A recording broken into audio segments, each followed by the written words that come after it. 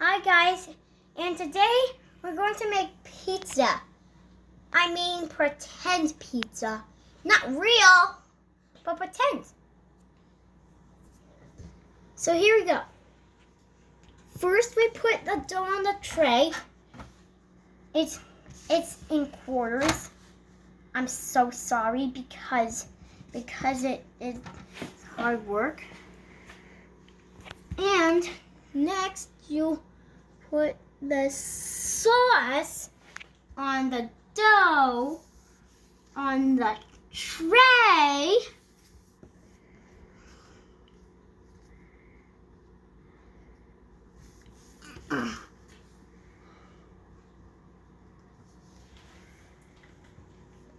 And then the sauce, the pepperoni, and the cheese. And then we're just going to put all this on.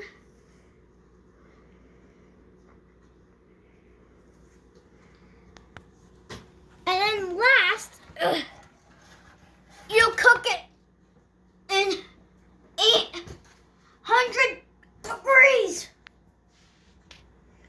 Oh, I'm so sorry.